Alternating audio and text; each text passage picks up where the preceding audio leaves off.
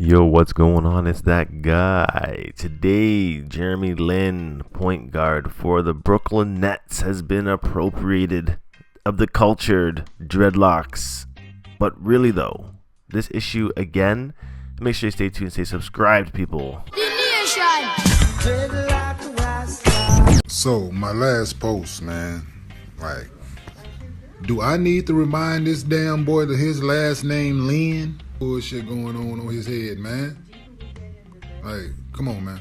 Like, somebody really need to tell him, like, all right, bro, we get it. We get it, like, you want to be black. Like, we get it.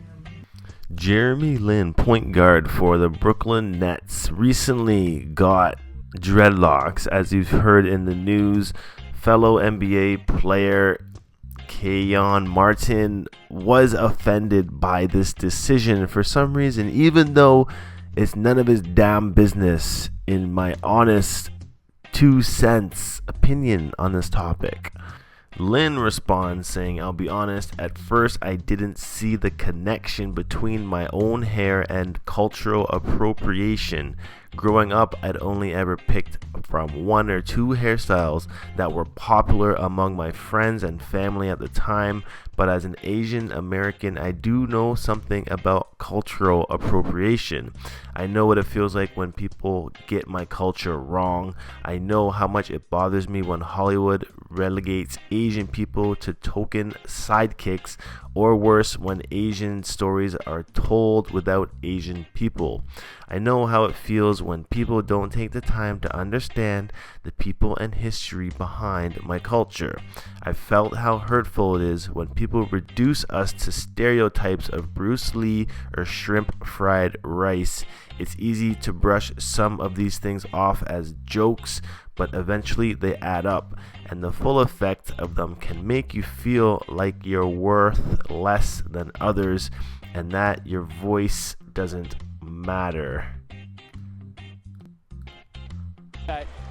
Looking at Jeremy Lin's hairstyles over time, he has been one that always had long hair, and it's not odd for us to see Asians with braids or with cornrows or with single braids. And is this appropriating braids? No, not really. Like, anyone can get their hair braided, same with how anyone can get dreads. Looking at his hair here, they are in cornrows, obviously with some length, and magically they have gone into dreads more recently, which we see here. But we are actually going to go through his whole process of him getting the dreads from A to B, and I actually do feel that they are a little bit on the fake side of things. But what was Jeremy's process in getting these dreadlocks? Let's see. Asking questions, learning, and really it was just something that took some time to build into. Originally, how it first started was this Taiwanese guy with dreadlocks and the same, just cut on the side. His name is Jian Chan, and now he's a friend of mine, kind of just through seeing his hair, and we connected and stuff, and then when I came out to Brooklyn, we ended up becoming friends.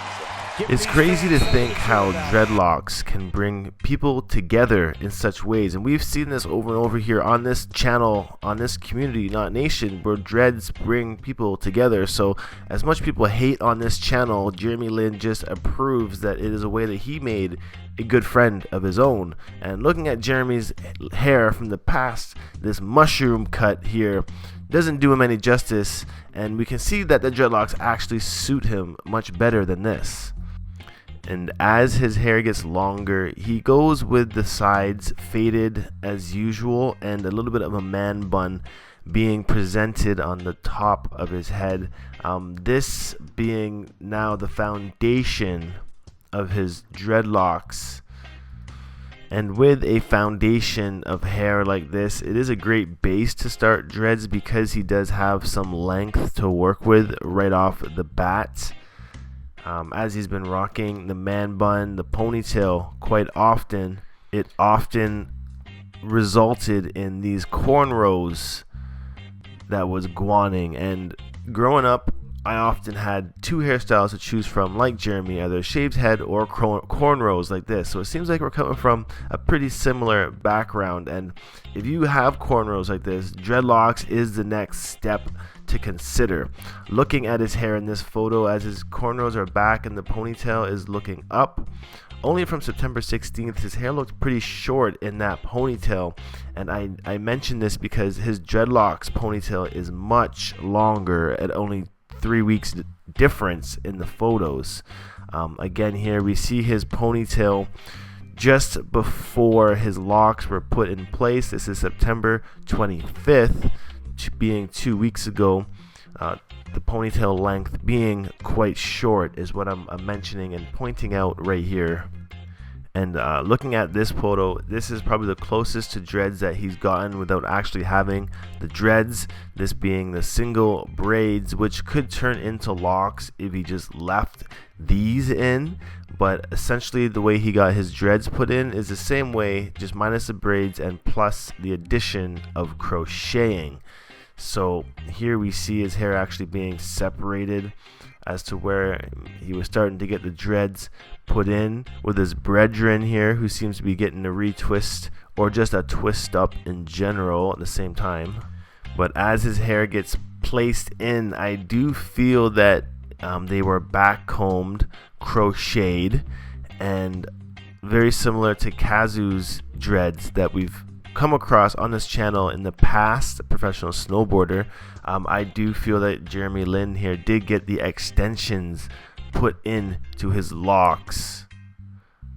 I feel like some of them might have been extended, so questionably fake locks. I personally don't see how he would have gained so much length in just 2 weeks of time, since his ponytail man bun was evident in the Instagram pictures.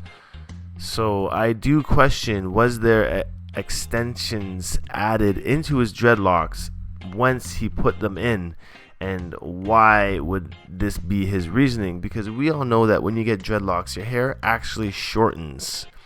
You don't normally gain length like Jeremy Lin did here with his ponytails after he gets his hair knotted up like this.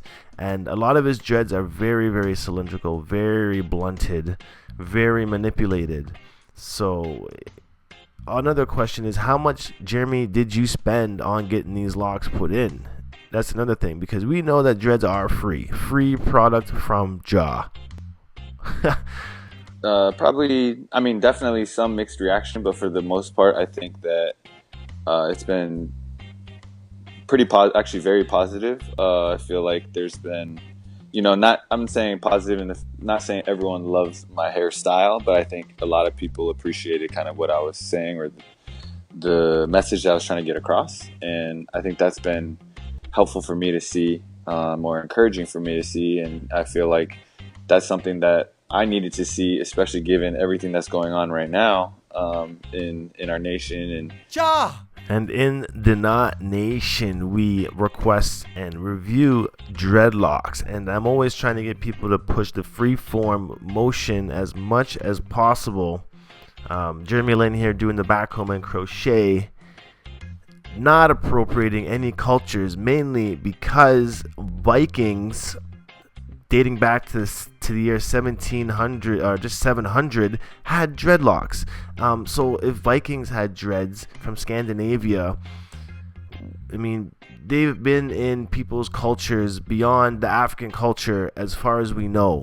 So why are people getting so bent out of shape when dreadlocks come on somebody else that's not black? It's ridiculous. Let everybody rock dreads. We need to have more people rocking dreads. We need to bond together as dreads and not be selective on our skin tones for people who can rock the hairstyle. So I'm definitely intrigued by this whole controversy. I would love to see what you guys think about this topic. Leave me your comments down below. Let me know what you feel about Jeremy's dreads. Are they fake? Are they not? And also, just smash that like button. Let's get that over 1,000 likes on this video. Jeremy Lin, I'm hollering at you. I'm sending you this video. Hopefully you responded. Let me know what you think about the situation. And at the end of the day, Mr. Martin did apologize for his response and reaction to his hair, but people, seriously, this shouldn't have been an issue to begin with. But that man grown. That man can rock whatever hairstyle he want to rock. That don't mean I have to like it or agree with it. Ain't about race, ain't about none of that. Like, grow up, people. It was a joke, but I don't like it. I don't agree with it, so it is what it is. There's an appreciation that I have, or going through my whole process of my hair. There's an appreciation, and that getting dreadlocks is not as simple as just getting dreadlocks. Like, it impacts people. There's history behind it. And so being aware of these issues, being aware of kind of what other people are going through, is a way to not only take part in their culture, but also appreciate it and learn about it. And then I think that brings us to a better place where we further understand each other. And I think that's maybe something that's missing right now.